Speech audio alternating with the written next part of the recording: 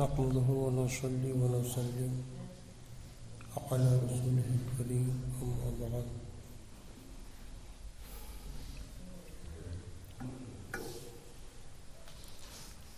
أعوذ بالله من الشيطان الرجيم بسم الله الرحمن الرحيم قد جاءكم من الله نور وكتاب مبين صدق الله العظيم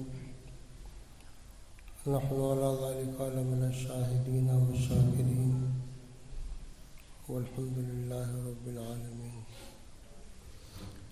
میرے ساتھ مل کر درود شریف پڑھیے. اللہ رب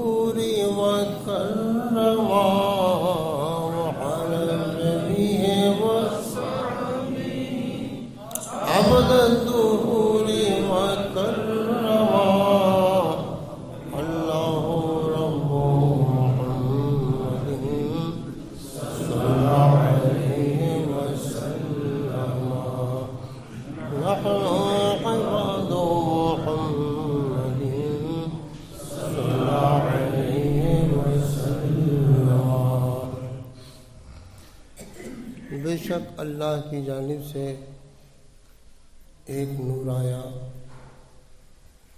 اور روشن کتاب. نور سے مراد اللہ کے پیارے محبوب جناب محمد رسول اللہ صلی اللہ تعالی علیہ وسلم ہے، اور کتاب مبین سے مراد قرآن کریم ہے.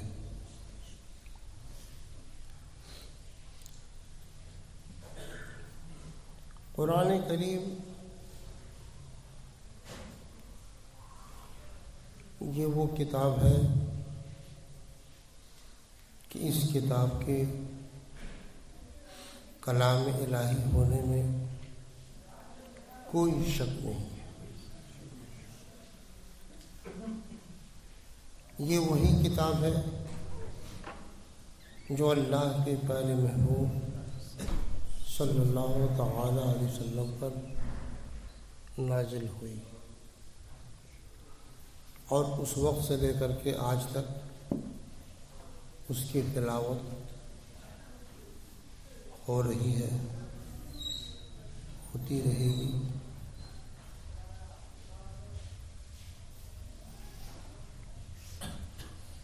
اس کی حفاظت اللہ نے خود لیا. نحن نزلنا الذکر وإنا لہ لحافظون. ہم نے اسے اتارا اور ہم اس کے محافظ ہیں.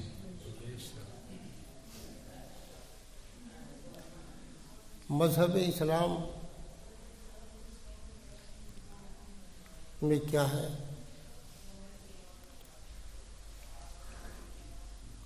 عقیدے کی تعلیم ہے، عبادت کا حکم ہے، اور معاملات کی پوری تفصیل ہے. خدا کو ایک مانو، پاک مانو، ہر عیب سے پاک مانو، قادر مطلق مانو،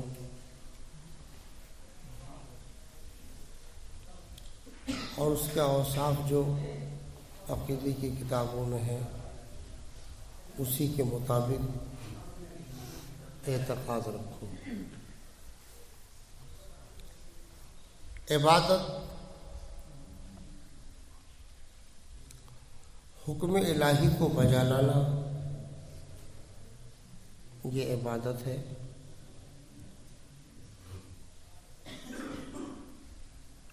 اور یہ زندگی جو یہاں پر ہے یہ اس لیے ہے کہ تم اپنی اس زندگی سے آخرت کی ابدی زندگی کو سنوارو۔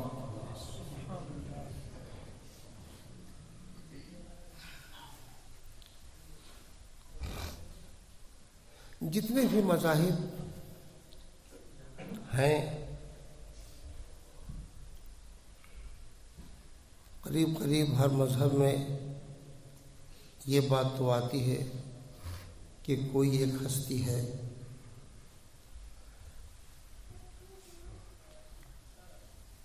مگر اس ہستی کے اوصاف کیا ہے، اس کے بارے میں اعتقاد کیسا رکھا جائے، یہ صحیح طور سے جس مذہب نے بتایا ہے وہ مذہبی اسلام ہے۔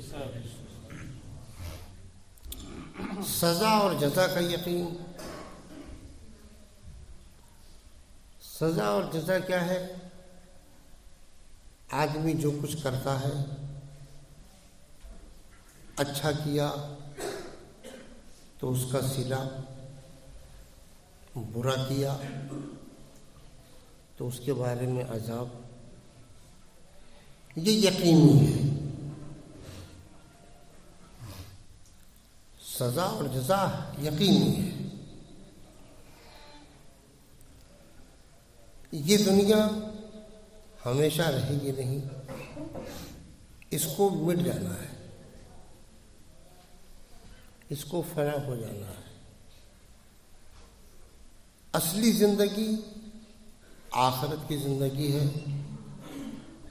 تو تم کوشش یہ کرو کہ تمہاری یہ زندگی ایسی گزرے جس سے تمہاری آخرت کی زندگی بہتر ہو جائے۔ اس کے لیے یہ ہے کہ تم اپنے آپ کو سنوارو، اپنے آپ کو مزکا کرو۔ وہ کیسے کرو گے؟ تو نفس کا تزکیہ۔ نفس سے مراد روح انسانی ہے۔ روح کو پاک کرو۔ روح کے اندر جو برائیاں ہیں ان برائیوں سے روح کو دور کرو۔ تمہارے اندر خدا کا خوف آئے، تمہارے اندر علم آئے، تمہارے اندر اچھے اخلاق آئے، تمہارے اندر ایثار آئے، تمہارے اندر وہ خوبیاں جمع ہو جائیں کہ تم ان خوبیوں سے اپنے آپ کو مجلہ کرو۔ یہ میں اس لیے کہہ رہا ہوں کہ آج کل دشمنان دین اسلام پر طرح طرح کی باتیں اچھال رہے ہیں۔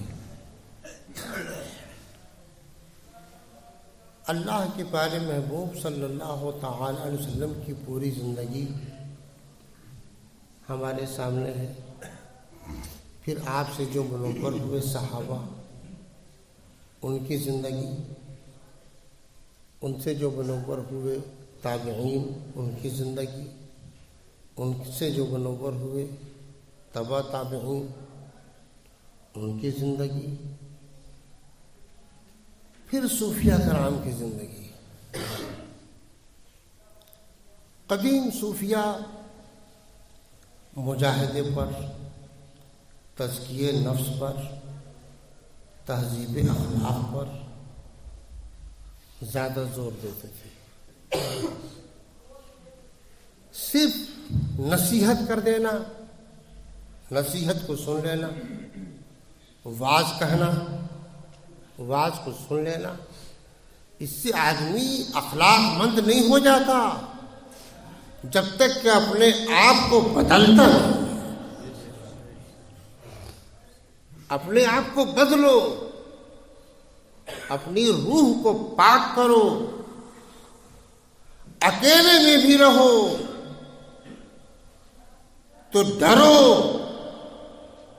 اور باادب رہو۔ جس طرح آدمی کسی بادشاہ یا حاکم کے سامنے مؤدب رہتا ہے تو اکیلے میں بھی سچا مومن اپنے آپ کو باادب رکھتا ہے۔ اپنی زبان سے ایسا کلمہ مت بولو جس سے دوسرے کو تکلیف پہنچے، اپنے عمل سے ایسا کچھ مت کرو جس سے دوسرے کو ایذا پہنچے۔ اپنے ہر عمل میں حکم الہی کو سامنے،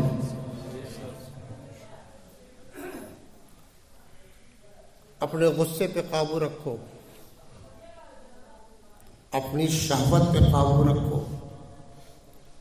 معاصی سے بچو، تمہارے اندر خود پسندی نہ آئے، تمہارے اندر کبر نہ آئے، تمہارے اندر غرور نہ آئے، تمہارے اندر جو بھی برے اخلاق ہیں وہ نہ آنے پائیں۔ جب تم اپنے آپ کو اس طرح سے سنوار لیے تو بے شک اللہ کی رحمت تم کو اپنی گود میں اٹھا لے گی۔ مسلمانوں، اپنے آقا صلی اللہ تعالی علیہ وسلم کی سیرت پہ غور کرو۔ ان کی سیرت کو صحابہ نے اپنے میں اتارا، صحابہ سے تابعین نے اپنے میں اتارا، ان سے تبع تابعین نے اتارا، اور ان سے صرف علماء ربانیین، صوفیاء کاملین نے اپنے اندر اتارا۔ تم ان کی زندگی کو اپنے لیے نمونے عمل کرو۔ حضرت باعزت بسطامی ہیں رضی اللہ تعالیٰ عنہ، وہ گزر رہے ہیں۔ وہ مشائخ ایسے تھے کہ وہ ہر چیز میں عبرت لیتے اور ایسا لگتا جیسے ہر چیز ان سے کلام کر رہی ہے۔ راستے سے گزر رہے تھے، کسی نے ان پر راکھ پھینکی، راستے میں جا رہے ہیں، چھت سے کسی نے راکھ پھینکی۔ خدا کا شکر ادا کرتے ہیں، مالک و مولا، میں تو آگ کا حقدار تھا، راکھ پر ہی تیری رحمت ہوئی کہ ایک دفعہ ہو گیا۔ غور کرو یہ کیسا خلق ہے۔ حضرت محبوب الہی ہیں رضی اللہ تعالیٰ عنہ، ایک شخص روزانہ ان کو گالی بکتا، صبح بھی شام بھی۔ حضرت محبوب الہی اس کو اس زمانے میں 5 روپیہ بھجوا دیتے ہر مہینے۔ 6 مہینے کے بعد وہ سوچا کہ میں کیسا نالائق ہوں، ایک اللہ کے ایسے نیک بندے کو کیا کیا بکتا ہوں، اور پھر بھی حضرت کی طرف سے 5 روپیہ ہر مہینے آ جاتا ہے۔ توبہ کیا، مرید ہو گیا، اب وہ روپیہ بند ہو گیا۔ مہینہ گزرا نہیں کچھ آیا، تب آ کے عرض کرتا ہے کہ حضور جب تک خلاف بولتا تھا تو 5 روپے مہینے میں ملتا تھا، اب تو توبہ کر لیا اور بند ہو گیا۔ آپ نے فرمایا تو میرا کام کرتا تھا تو میں تجھ کو مزدوری دے دیا کرتا تھا، اب تو میرا کام تو کر نہیں رہا ہے۔ یہ بزرگوں کا اخلاق تھا، اچھائی پھیلانے کا ایک طریقہ تھا۔ آپ لوگوں میں اپنے آپ کو ایسا بناؤ کہ لوگوں پر ظاہر ہو کہ ایک سچا مسلمان آخرت پر کیسا کامل یقین رکھتا ہے کہ جل جائے گا، مر جائے گا، مگر پیارے آقا صلی اللہ تعالی علیہ وسلم کی محبت سے، ان کی تعلیم سے الگ نہیں۔ اللہ پاک ہم تمام سنی مسلمانوں کے دلوں میں دین حق کی سچی محبت ڈالے اور اسی محبت کے روشنی میں ہم سب کو چلنے کی توفیق دے۔ علم ایک نور ہے، علم کمائی کا ذریعہ نہیں ہے۔ یہ الگ بات ہے کہ لوگوں نے اس کو کمائی کا ذریعہ بنا لیا، اور علم ایک نور ہے۔ علم سے آدمی کے اندر اصلاح پیدا ہوتی ہے۔ علم کا معنی صرف جان لینا مت سمجھو، حقیقت میں علم کیا ہے؟ جیسے آپ کو سرسوں کے تیل کا مزہ مل گیا، بادام کے تیل کا مزہ مل گیا، زیتون کے تیل کا مزہ مل گیا، مونگ پھلی کے تیل کا مزہ مل گیا، تو ایک ہے کہ آپ نے جان لیا کہ مونگ پھلی کا بھی تیل ہوتا ہے، بادام کا بھی تیل ہوتا ہے، سرسوں کا بھی تیل ہوتا ہے، اور ایک یہ ہے کہ آپ نے ہر ایک کے مزے سے آگاہ ہو کر کے جانا ہے۔ بولو دونوں جاننے میں فرق ہے نا؟ صرف نام جان لینے سے واقعی جاننا ہوا؟ واقعی جاننا کب ہوا؟ کہ جب آپ اس کے مزے سے آگاہ ہوئے، مزہ آپ کو مل گیا، اور قوت ذائقہ اگر صحیح ہے اور اچھے تیل میں آپ بریانی کھاتے ہو اور اسی تیل میں تھوڑا سا کوئی مٹی کا تیل ڈال دے اور آپ کا قوت ذائقہ صحیح ہے تو کھا سکتے ہو۔ قوت ذائقہ بتا دے گی کہ یہ بے مزہ ہو گیا، یہ کھانا کھانے کے لائق نہیں رہ گیا۔ تو علم یہ ہے کہ جب آپ نے یقین کر لیا کہ جو کچھ میرے آقا نے بتایا ہے وہ حق ہے، تو اب آپ اکیلے میں بھی ڈرو۔ جس طرح سے لوگوں کے سامنے جرم کرنے سے بچتے ہو، ڈرتے ہو، اکیلے میں بھی رہو تو ڈرو، اور اللہ کے نیک بندوں کی صحبت کو اپناؤ۔ یہ میں اس لیے عرض کر رہا ہوں کہ اس زمانے میں لوگ تقریریں سن لیتے ہیں لیکن اپنے دلوں میں نہیں اتارتے۔ آپ اپنے دلوں میں اتارو، اپنے آپ کو سنبھالو۔ آپ کے پاس نفس ہے، خواہش ہے، سامنے دنیا ہے، وہ تو آپ کو کھینچ کے لے جائے گی، نفس آپ کو لے جائے گا دنیا کی طرف، مگر آپ انجام سے بے خبر مت بنو۔ جو کچھ کرو گے، جو کچھ کرتے ہو، ہر ایک کا تم کو حساب دینا ہوگا۔ ڈرو اس دن سے جس دن ذرے ذرے کا حساب ہوگا۔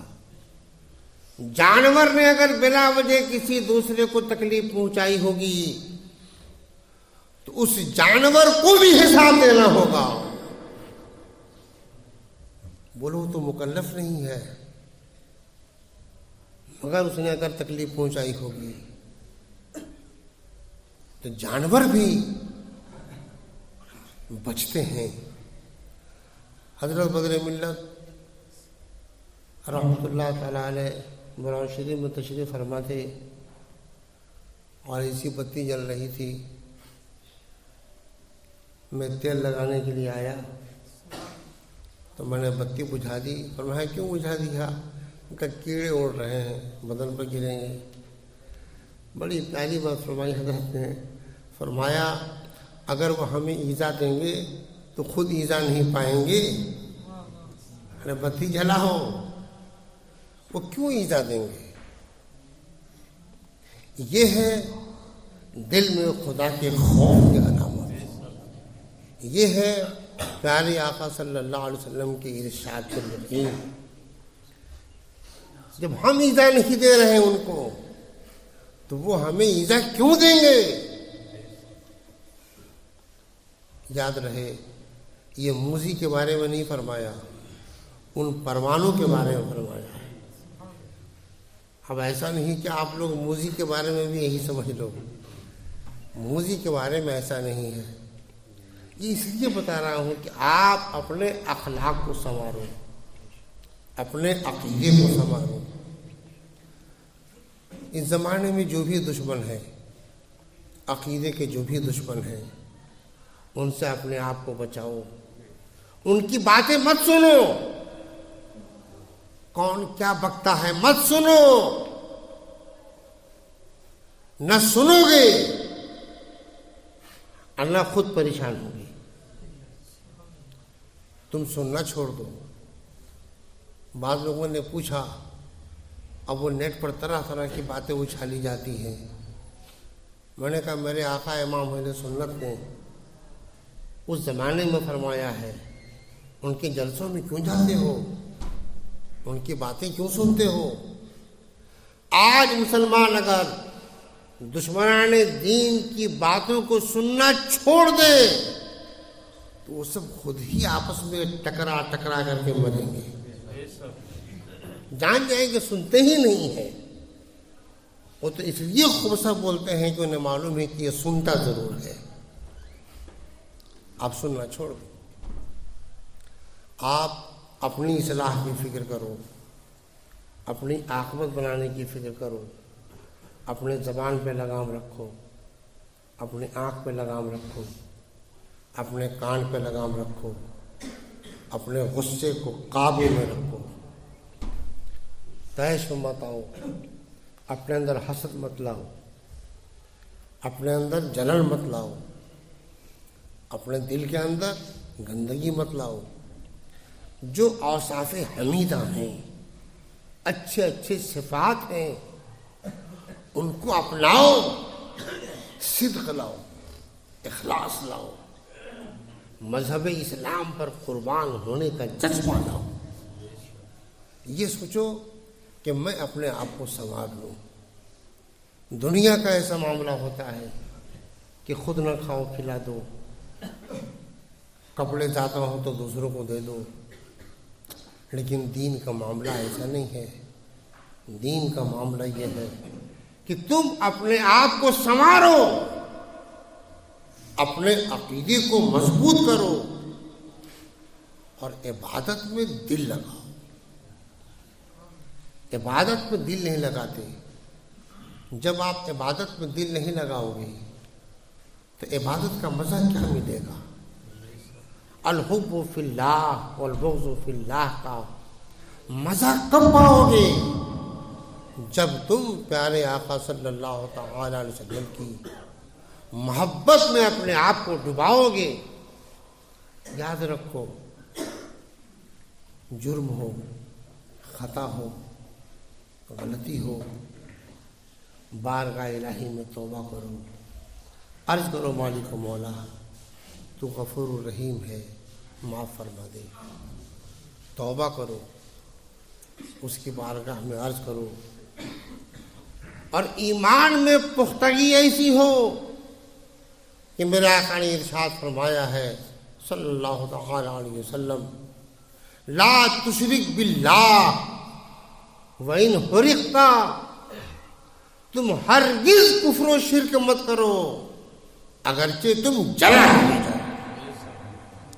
جل جانا منظور ہے مگر دین حق سے ہٹنا منظور نہیں ہے، اس لیے کہ یہ دنیا چند روزہ ہے، اصلی زندگی آخرت کی زندگی ہے، ابدی زندگی آخرت کی زندگی ہے۔ آخرت ہے، اس دنیا کو مٹ جانا ہے، فنا ہو جانا ہے۔ اب تم اپنے آپ کو آخرت کی طرف جھکا کر کے بارگاہ الہی مرض کرو، مالک و مولا جو ہمارے بس میں ہے ہمیں توفیق دے کہ ہم اس کو کریں، قبول کرنا یہ سب تیری مرضی ہے۔ تو بے شک امید ہے کہ میرا رب کرم فرمائے گا۔ مولانا روم مسلم شریف میں بڑا پیارا واقعہ لکھے ہیں کہ حضرت باعث بستامی رضی اللہ تعالیٰ عنہ، ان کے شہر میں ایک بازاری عورت آ گئی، لوگوں نے آ کے عرض کیا حضور یہ آپ کا شہر ہو اور لوگ فسق و فجور میں ڈوب جائیں، آپ مصلی اٹھائے اور اس دایا کے دروازے پر پہنچ گئے، مصلی بچھا کر نماز پڑھنے لگے۔ جتنے بھی ملنے والے اس کے آئے سب آپ کو دیکھ کے واپس چلے گئے۔ رات ہوئی، آپ نے فرمایا دایا تیری فیس کتنی ہے؟ اس نے جو بھی بتایا آپ نے اسے دے دیا۔ رات کس کی ہے؟ حضور آپ کی ہے، جو خدمت چاہے مجھ سے لیں۔ آپ نے فرمایا تو نہا لے، پاک صاف ہو جا، پاک صاف کپڑے پہن لے اور 2 رکعت نماز نفل کی نیت سے بارگاہ الہی میں کھڑی ہو جا نیت باندھ کر۔ وہ ایسی ہی کرتی ہے۔ حضرت باعث بستامی اس کے دروازے پر مصلی پر ہیں، بارگاہ الہی میں جھک جاتے ہیں، بڑے پیارے انداز میں بارگاہ الہی میں عرض کرتے ہیں۔ مولانا روم نے لکھا ہے، عرض کرتے ہیں بردرا تاوردام من اے خدا قلبہا قلب تو فیلے مصطفیٰ۔ مالک و مولا میرا اتنا ہی کام تھا کہ اس کو گناہ سے روک کر تیری بارگاہ میں جھکا دوں، اب آگے تیری مرضی ہے، تو چاہے جھکے سر کو قبول کر لے، چاہے تو مردود کر دے۔ مالک و مولا واسطہ تیری بارگاہ میں تیرے پیارے محبوب کا، ان کے صدقے میں تو اس کے دل کو پلٹ دے۔ مشائخ فرماتے ہیں کہ قلبہا قلب تو فعل مصطفیٰ، اس شعر کو تم اپنے دل کی اصلاح کے لیے بارگاہ الہی میں عرض کرو تو مالک مولا اپنے محبوب کے صدقے میں تمہارے دلوں کی کیفیت کو پلٹ دے گا۔ اب آؤ بارگاہ رسالت میں ہم لوگ کھڑے ہو کر کے سلام عرض کریں۔